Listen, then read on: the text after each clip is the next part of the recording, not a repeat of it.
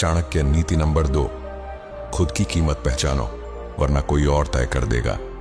दोस्तों, इस दुनिया में सबसे बड़ी गलती क्या होती है? अपनी असली कीमत खुद न जानना।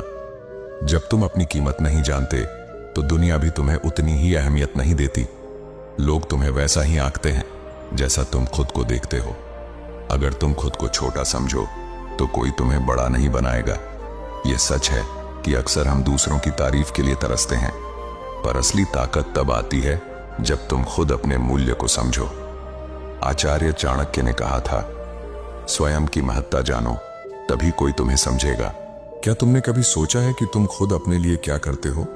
कितनी बार तुमने अपने सपनों, अपने विचारों को कमतर समझा? कितनी बार तुमने अपने मन की सुनी की बजाय दूसरों की बातों पर यकीन किया?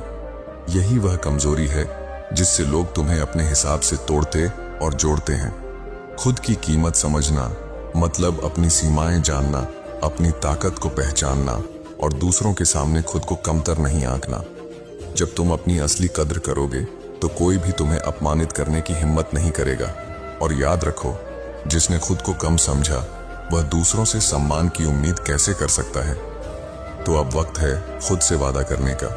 मैं अपनी कीमत जानूंगा, अपनी इज्जत खुद बढ़ाऊंगा और कभी किसी को अपने मूल्य को कमतर आंकने का मौका नहीं दूंगा। दोस्तों, अब खुद से एक वादा करो, मैं अपनी वैल्यू पहचानता हूं और इसे कभी कम नहीं होने दूंगा। और हां, इसे कमेंट में लिखो, क्योंकि जब हम लिखते हैं तो वो हमारी सोच का हिस्सा बन जाता है, वही हमारे दिमाग में गहराई तक बैठ जाता है। चाणक्य नीति नंबर 3, अपनी कमजोरियां मत बताओ। आज के दौर में सबसे बड़ी गलती क्या है? लोग अपनी कमजोरियों को खुलकर दूसरों के सामने रख देते हैं, बिना सोचे कि ये खुलासे कब और कैसे उनके खिलाफ हथियार बन जाएंगे। आचार्य चाणक्य ने इस बात को बड़ी गहराई से समझा और कहा है, गुप्तम रहस्यम च गुप्तम, मतलब एक समझदार इंसान अपनी कमजोरियों और निजी बातों को कभी किसी के सामने प्रकट नहीं करता, क्योंकि दुनिया में हर कोई तुम्हारे हित में नहीं होता। कुछ लोग तुम्हारी कमजोरी को देखकर तुम्हें नीचा दिखाने का मौका तलाशते रहते हैं, पर तुम क्या करते हो? जैसे ही थोड़ी मुश्किल आती है, तुम दुनिया को अपनी कमजोरी बता देते हो। मेरे पास पैसे नहीं हैं, परिवार सपोर्ट नहीं करता, मेरी किस्मत ही खराब है, और तुम्हें लगता है कि इससे लोग तुम्हारी मदद करेंगे।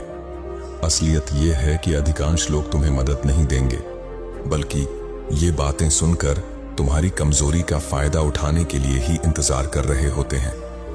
90% लोग तो सिर्फ तमाशा देखने आते हैं और बाकी 10% तुम्हारी कमजोरियों का इस्तेमाल कर